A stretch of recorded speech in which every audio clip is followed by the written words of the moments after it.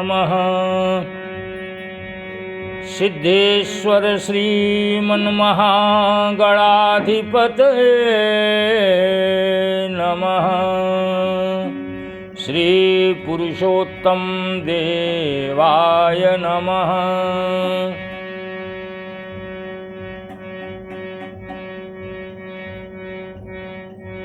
अखण्डमण्डलाकारं व्याप्तं येन चराचरं तत्पदं दर्शितं येन तस्मै श्री गुरुवे नमः। वंशी विभूषितकरान् नवनीरदाभात् पीताम्बरादरुणबिम्बबलादरोष्टात् पूर्णेन्दुसुन्दरमुखा दरविन्दनेत्रात् कृष्णात् परं किमपि तत्त्वमहं न जाने। नारायणं नमस्कृत्य नरं चैव नरोत्तमं देवीं सरस्वतीं व्यासं ततो जयमुदीरयेत्। बोले वृंदावन बिहारी लाल की जय। श्री पुरुषोत्तम भगवान की जय। अनंत कोटि ब्रह्मांड नायक परात्पर परब्रह्म भक्त वांछा कल्पतरु अकारण करुणावरुणालय श्री राधा माधव के युगल चरणों की कृपा एवं श्री सद्गुरुदेव भगवान के श्री चरणों की विशेष अनुकंपा से इस अतीव पुण्यतम श्री पुरुषोत्तम मास में हम आपको यह सत्संग लाभ प्राप्त हो रहा है। आज त्रयोदश दिवस की कथा के प्रारंभ में आइए अपनी मन वाणी को पवित्र करने के लिए भगवान के मंगलमय नाम का उच्चारण 2 बार करें।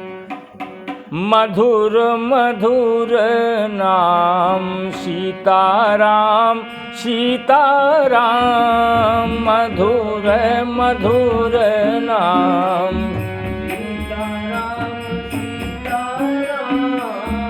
मधुर मधुर नाम सीता राम सीता राम। मधुर मधुर नाम सीता राम सीता राम। राधे श्याम राधे श्याम।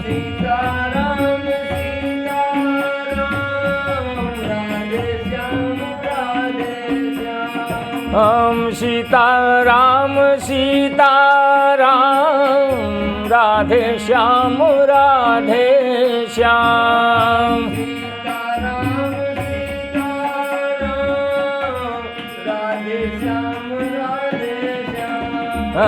मधुर मधुर नाम सीता राम सीता राम। मधुर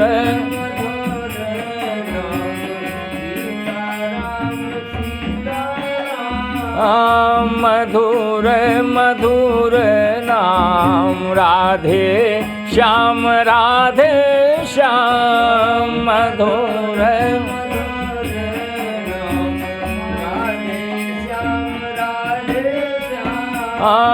राधे श्याम राधे श्याम। राधे श्याम राधे श्याम।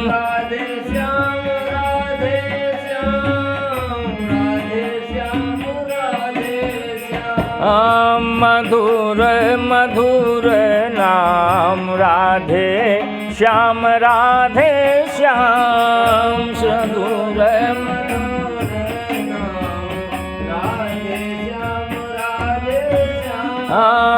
मधुर मधुर मधुर नाम सीताराम सीताराम।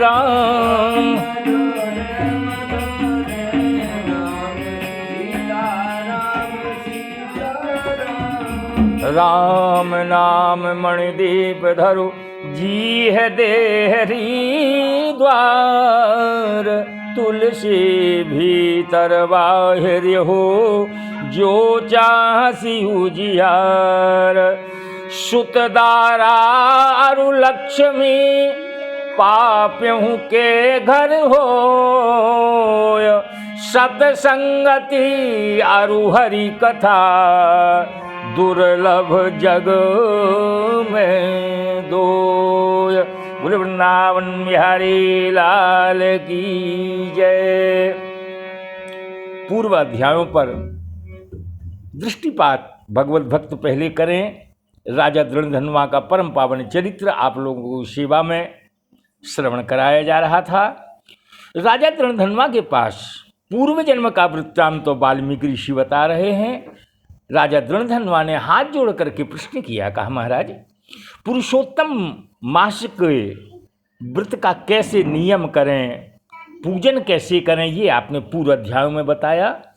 अब पूछा महाराज ये बताइए कि इस पुरुषोत्तम मास में नियम क्या है, भोजन क्या करना चाहिए, क्या नहीं करना चाहिए, व्रती को क्या मना है, इसका विधान क्या है। तो वाल्मीकि ऋषि बताने लगे। पुरुषोत्तम मासे नियमा है परिकीर्तिता। तान शुणुष्य मया राजन कथ्यमानान्य समासतः। हविष्यान्यम च भुंजीतो प्रयातः पुरुषोत्तमे। गोधूमाः शालयाः सर्वाः शीता मुग्धा यवास्तिलः।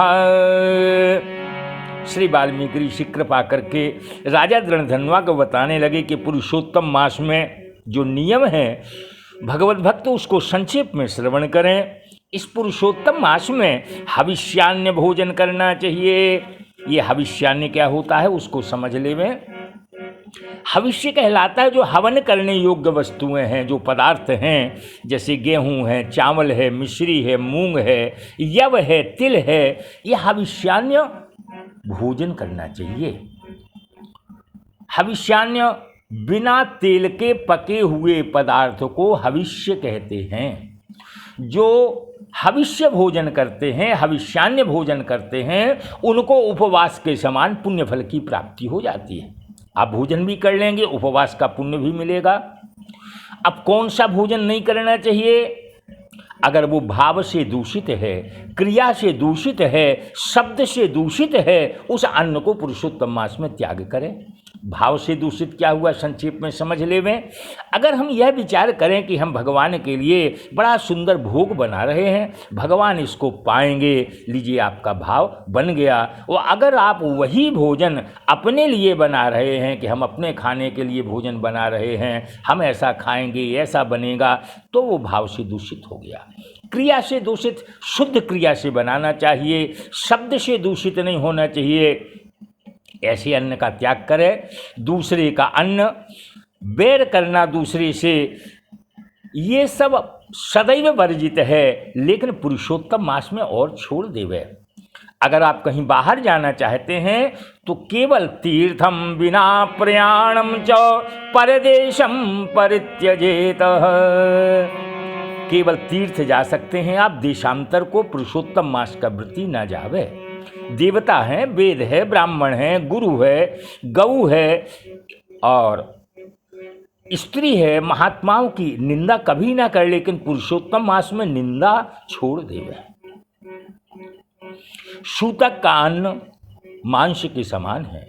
फलों में जो जम्बीरी होता है, जिसे नींबू कहते हैं, इसे मांस के समान बताया गया है। धान्यों में, अनाज में मसूर की दाल मांस के समान है और बासा अन्न मांस के समान है। ये सब छोड़ देवे। धान्ये मसूरिका प्रोक्ता अन्नम पर्युषम तम तथा अजागोम महसी दुग्धा दन्यद दुग्धादि चामिषम। गाय का, भैंस का और बकरी का दूध, ये छोड़ करके अन्य जो दूध हैं वो सब मांस के समान हैं। ब्राह्मण से खरीदा हुआ रस मांस के समान है। अगर तांबे के पात्र में आपने दूध रख दिया है तो वो मांस के समान हो गया।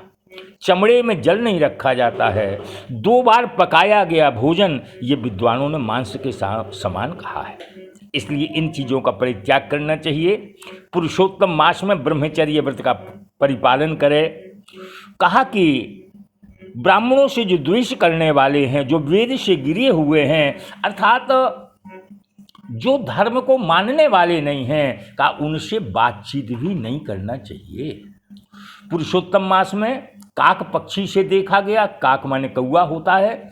सूतक का अन्न 2 बार पकाया गया। 2 बार पकाए से फिर से गर्म कर लाए उसको, ये सब अन्न छोड़ना चाहिए।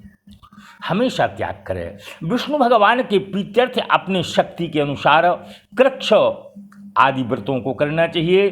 पुरुषोत्तम भगवान के प्रीत्यर्थ हमने अगर कोई नियम ले लिया, कोई वस्तु को त्याग कर दिया, तो उस वस्तु को पहले ब्राह्मण को निवेदन करें, ब्राह्मण को देवें, फिर हमेशा के लिए भोजन करें।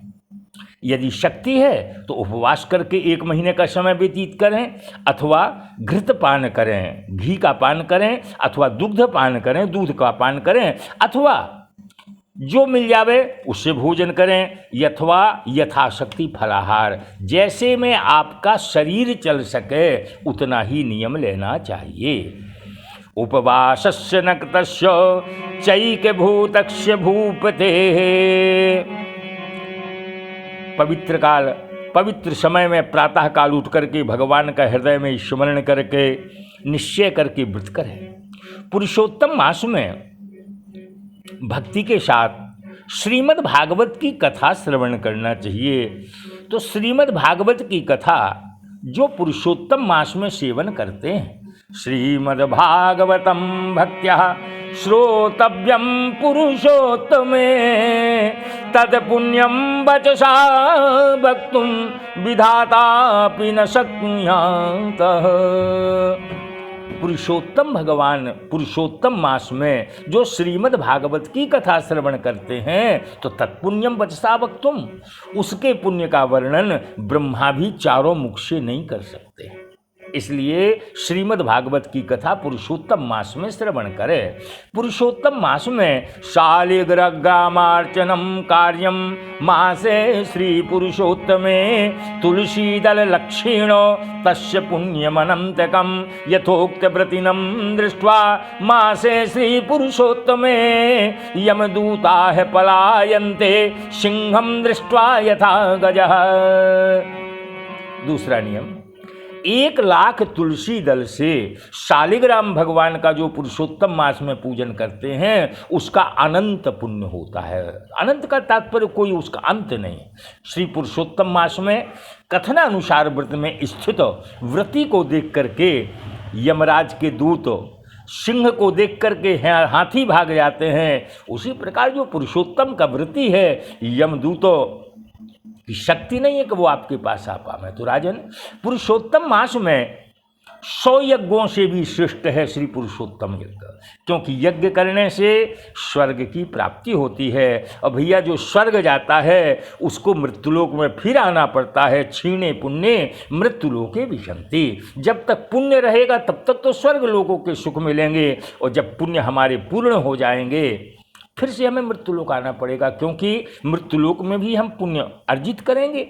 लेकिन स्वर्ग जाना कोई बड़ी बात नहीं है, लेकिन पुरुषोत्तम मास में जो व्रत कर लेंगे तो उनको क्या होगा, गोलोक की प्राप्ति हो जाएगी। गोलोक अर्थात जहाँ सच्चिदानंद भगवान, राधा रमण श्री भगवान वास करते हैं। फिर आपका पुनरपि जननम पुनरपि मरणम पुनरपि जननी जठरे शयनम, फिर गर्भ में आए, फिर मरे, फिर जन्म लिया, ये सब बंद हो जाएगा। तो पुरुषोत्तम मास में जो व्रत करते हैं, पृथ्वी पर शयन करते हैं, पुरुषोत्तम मास में व्रत करने वाले को बुरे स्वप्न आना, दरिद्रता, गरीबी, कायिक, वाचिक, मानसिक पाप, ये सब नाश को प्राप्त हो जाते हैं। हम मन के द्वारा पाप करें, हम वाणी के द्वारा किसी को बोल देवें, अथवा शरीर के द्वारा कोई पाप करें, ये मनसा वाचा कर्मणा सब प्रकार के पाप नष्ट होते हैं। और भैया कलयुग में तो हमारे बाबा जी एक जगह गोस्वामी जी लिखे हैं कि कली कर एक पुनीत प्रतापा मानस पुण्य हो ही नहीं पापा। अर्थात कलयुग में मन के द्वारा किया हुआ पुण्य प्राप्त हो जाएगा, लेकिन मन के द्वारा किया हुआ पाप नहीं लगेगा। पुरुषोत्तम भगवान की सेवा इंद्रादिक देवता भी करते हैं। जो पुरुषोत्तम मास के व्रती हैं, समस्त देवता उसकी रक्षा करेंगे। पुरुषोत्तम भगवान का व्रत करने वाले जहाँ पर रहते हैं भैया, वहाँ भूत प्रेत पिशाच कोई नहीं आने पाते हैं। तो भगवान कह रहे हैं इस प्रकार जो पुरुषोत्तम मास का व्रत करेगा वो उसका फल कहने में शेषनाग जो 1000 फण वाले शेषनाग जी हैं वह भी नहीं कर सकते हैं। श्री नारायण कहते हैं जो पुरुषों में श्रेष्ठ पुरुष मन में आदर पूर्वक पुरुषोत्तम मास का व्रत करेंगे वो ऋषिकेश्वर राशेश्वर पुरुषोत्तम भगवान के साथ गोलोक में प्राप्त होंगे। राजोवाचो किम फलम दीपदानस्य मासे श्री पुरुषोत्तमे तन्मे बद मुनिश्रेष्ठो कृपया दीनवत्सलः इति इत्थं विज्ञापित प्राह वाल्मीकिर्मुनिसत्तमः प्रबध्य हर्षो राजानं विनीतं प्रहसन्यवः शृणुष्य राजसाधूलं कथां पाप प्रणयशनीं याम श्रुत्वा याति विलयं पापं पंचविधिं महतः।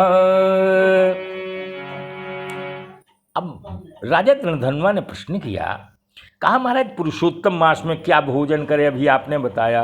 कहा महाराज पुरुषोत्तम मास में दीपदान करने का क्या फल होता है, कृपा करके बता में। तो भगवान कहते हैं कि राजा तृणधन्वा के पूछने पर वाल्मीकि ऋषि जी हंसने लगे और कहने लगे कि हे राजाओं में सिंह सदृश पापों को नाश करने वाली आपने बड़ी सुंदर कथा पूछी है। कहा एक सौभाग्य नगर था, उस सौभाग्य नगर में एक चित्रबाहु नाम के राजा थे। अत्यंत बुद्धिमान हैं, क्षमाशील हैं, पृथ्वी के समान क्षमाशील हैं, रूपवान हैं, दयायुक्त हैं, हमेशा अपनी स्त्री में आसक्त हैं। कुबेर के समान ऐश्वर्य है राजा चित्रबाहु के पास। चंद्रकला नाम की उनकी पत्नी है जो पातिव्रत धर्म को पालन करने वाली।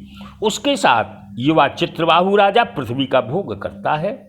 एक दिन की बात है जब मनुष्य अपने कर्तव्य को भूल जाता है तो कोई ना कोई ऋषि मुनि आकर के उसको स्मरण जरूर दिलाते हैं। तो अगस्त नाम के ऋषि पधारते। अगस्त ऋषि कौन हैं? जिनको हम आप कुंभज ऋषि कह देते हैं। जैसे ही राजा ने अगस्त ऋषि को देखा, साष्टांग दंडवत प्रणाम किया, मुनिश्रेष्ठ को बड़ा सुंदर आसन दिया और बैठ गए।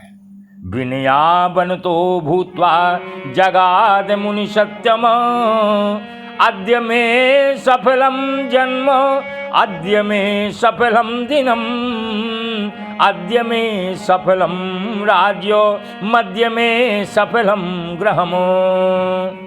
हाथ जोड़ करके बोले महाराज आज मेरा दिन सफल हो गया, आज मेरा जन्म लेना सफल हो गया। आप कृष्णचंद्र महाराज के सेवक आज मेरे घर पर पधारे हैं। जा दिन संत पाहुने आवत। सूरदास जी ने लिखा है बड़ा सुंदर कि जिस दिन संत आ जाते हैं तो क्या होता है कि पुण्यों का समूह जब हमारा जागृत होता है तब संत दर्शन मिलते हैं। संत के चरण रज गृहस्थ के घर पर पड़ती। महाराज पाप पुण्य से मैं मुक्त हो गया। आपको हाथी घोड़े रथ से युक्त समस्त राज्य आपकी सेवा में समर्पण करता हूं। हे राजन आप वैष्णव हो, आपके कोई भी वस्तु अदीय नहीं है। वैष्णव को थोड़ा भी दिया जाए तो वो सुमेरु पर्वत के समान होता है। वेद के जानने वाले हैं आप। कोई दुजाति विष्णु भक्त हो वे सब पूज्य है, लेकिन जो ब्राह्मण वैष्णव है, भैया वैष्णव का क्या तात्पर्य है कथा को समझते हुए चलेंगे। वैष्णव का तात्पर्य होता है जो भगवान के चरणों की शरण ग्रहण कर लेता है और वैष्णव के जो पंच संस्कार होते हैं उन संस्कारों से जो संस्कारित हो जाता है उसे हम आप वैष्णव कह देते हैं।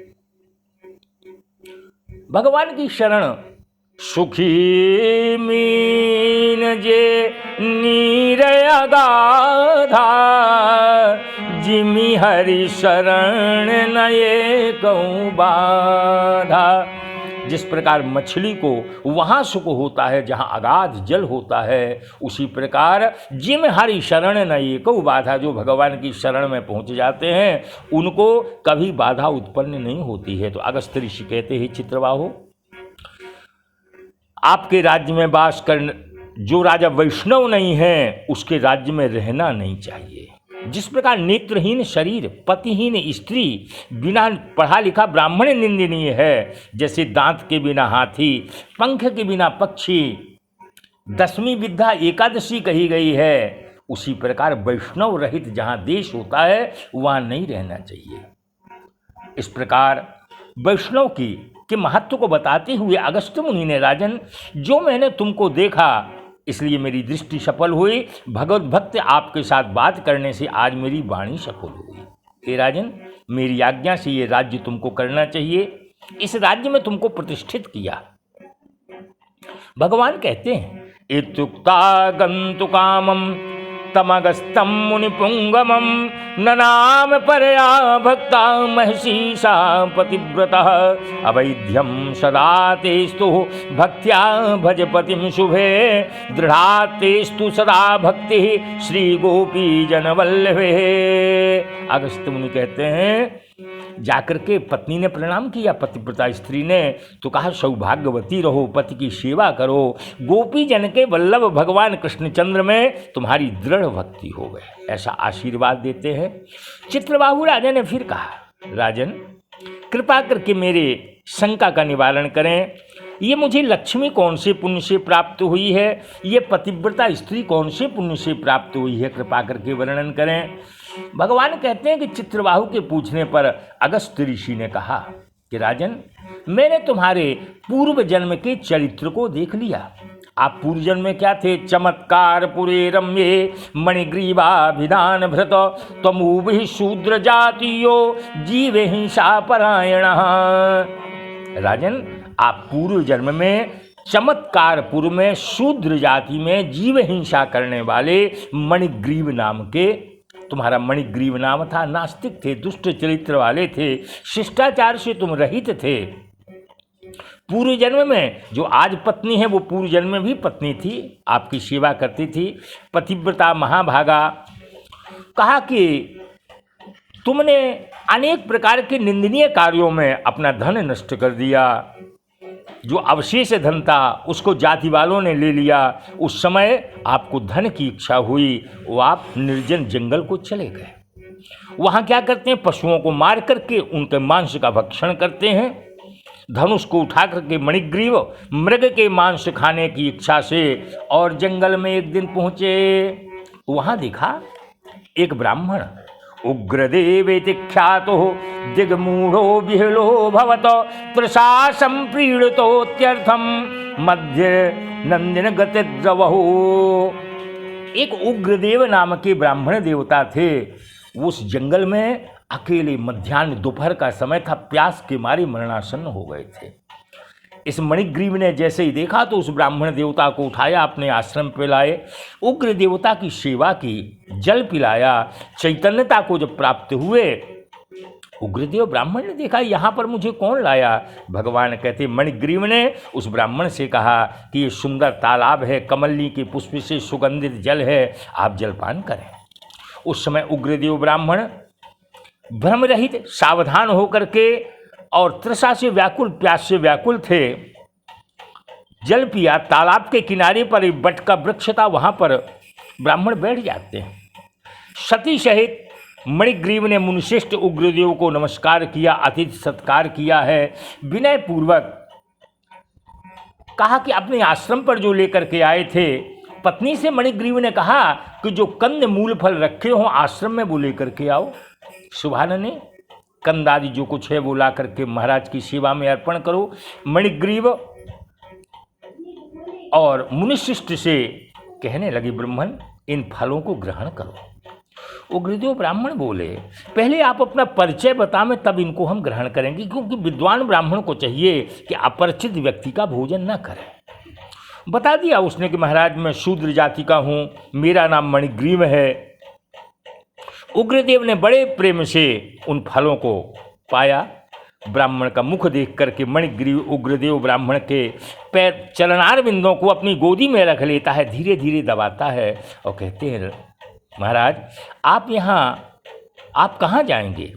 इन हिंसक जंतुओं से भरे हुए आप जंगल में दिखाई दिए। उग्रदेव कहते हैं महाभाग तत्र शांत कांतो ममूर्षरभुवं क्षणतः जीवितं मे त्वया दत्तं ब्रूह किं ते ददाम्यहम्। ब्राह्मण उग्रदेव कहते हैं कि मणिग्रीव हम प्रयाग जाना चाहते हैं। इस समय रास्ता भटक जाने से भयंकर वन में मैं चला आया। उस समय थकावट हुई, प्यास के कारण क्षण भर में मैं मरणासन्न हो गया। बाद में तुमने मेरे को मानो प्राणदान दिए, बोलो मैं तुमको क्या दूं? मणिग्रीव दोनों स्त्री पुरुषों ने किस कारण से वन में आश्रय लिया, उस दुख को हमसे बताओ, मैं प्रयास करूंगा कि तुम्हारा दुख दूर हो। इति उग्रदेव वचनम ललितम निशम्य पत्न्याः मम चक्षपुनीय मुनीश्वरम तम। तुम्हारी दरिद्रता दूर हो जाएगी। उग्रदेव की प्रार्थना पर दरिद्रता रूप समुद्र को पार करने की इच्छा से मणिग्रीव ने अपना सारा वृत्तांत मुनिराज को बताया है। मुनिराज उस दरिद्रता को दूर करने का उपाय बताएंगे। इसका कथानक क्रमशः आगे की कथा में कल के अध्याय पर श्रवण करेंगे। आइए 2 बार भगवान नाम संकीर्तन कर लें। ठाकुर हमरे रमण बिहारे, हम हैं रमण बिहारी के।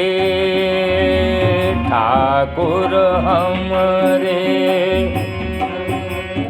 बिहारी, हम हैं रमण बिहारी। साधु सेवा धर्म हमारा, काम न दुनिया दारी से। ठाकुर सेवा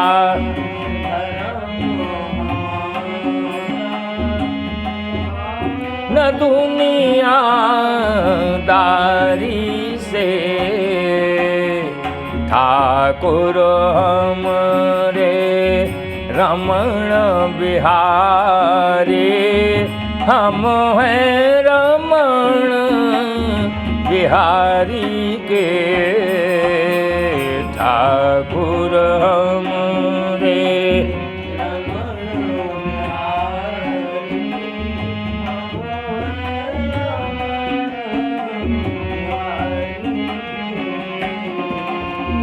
बुरा कहो या भला कहो, अब हो गए रमण बिहारी के।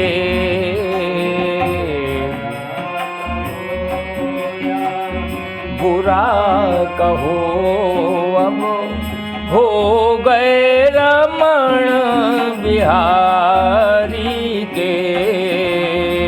ठाकुर हमरे रमण बिहारी, हम हैं रमण बिहारी के। बोले वृंदावन बिहारी लाल की जय।